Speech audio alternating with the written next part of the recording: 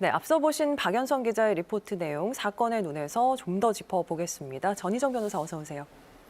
네, 앞선 인터뷰에서도 언급해 주셨지만 이번 사건에서 수사기관이 강간 예비 음모죄 적용을 하지 않았던 것 배경이 좀 궁금합니다. 해석의 차일까요? 소극적으로 수사한 걸까요? 어떻게 봐야 될까요?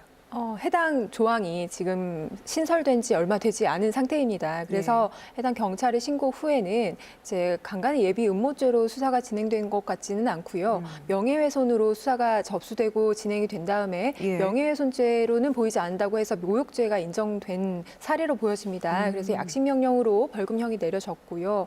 해당 그 약식 기소의 경우에는 피해자가 정식재판을 청구해야만 재판 진행을 할 수 있고 피해자가 어떤 재판을 청구할 수 있는 상황은 아니기 때문에 지금 더더군다나 피해자가 그 약식명령 등 굉장히 약한 처벌로 이제 피해자가 본인의 행위가 그렇게 처벌받지 않는 행위라고 오인할 수 있는 우려가 있으니까 해당 부분에 대해서 피해자가 상당히 공포심을 느낄 것으로 좀 보여집니다. 해당 사건은 제 생각에는 수사 절차에서 강간의 예비 음모 혐의를 적용해서 수사를 하는 것이 좀 더 적극적인 수사가 되지 않았을까 싶고요. 다만 해당 사건에서 수사 결과에 있어서는 실제로 예비까지는 보기 어렵다 또는 음모까지는 보기 어렵다라고 판단을 했을 수도 있겠습니다. 최근 그 신설된 조항에 의해서 아직 처벌된 선례가 없어서 적극적으로 하기 어려웠을 수도 있겠다라는 생각은 듭니다.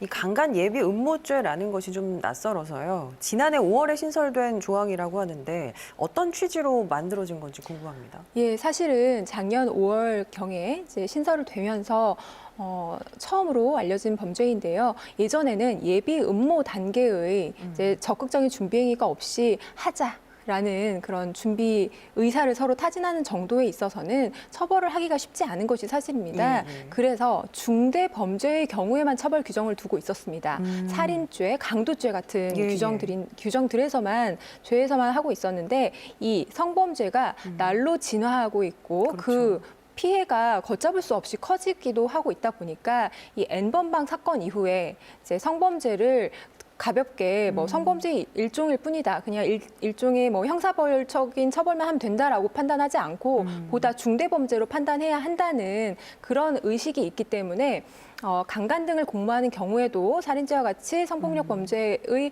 예비 음모 행위를 처벌함으로써 중대범죄로 처벌하겠다라는 내용으로 생각하시면 되겠습니다. 뭐 이번 사건도 그렇지만 최근 들어서 이 랜덤 채팅 앱이 각종 범죄에 악용되는 사례가 참 많이 발생하고 있습니다. 관련 범죄에 휘말리게 됐을 때 어떻게 대처해야 합니까?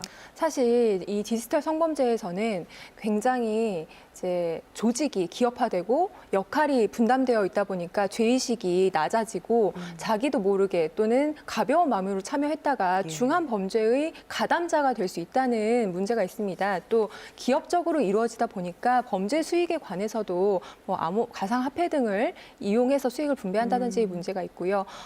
해당 사건은 접하시게 되는 경우에는 사건이 크게 커지게 되는 게 굉장히 순식간에 이제 피해자가 늘어나고 가담자가 늘어나는 특성이 있기 때문에 해당 사건을 만약에 접하게 되거나 발견하게 된다면 즉시 이제 해당 수사기관에 신고를 하거나 제보를 하는 방법으로 만약에 잘 모르고 가담했다면 제보를 하는 방식으로 가담자의 지위에서 벗어날 수 있는 방법을 궁리하시는 것도 좋겠습니다. 알겠습니다. 일단은 적극적으로 신고를 하는 것이 필요할 것 같습니다. 사실은 그게 제일 중요할 것 같습니다. 이 죄가 이제 신설된 것도 그런 부분에서 필요하다고 보여집니다. 알겠습니다. 오늘 말씀 여기까지 듣겠습니다. 고맙습니다.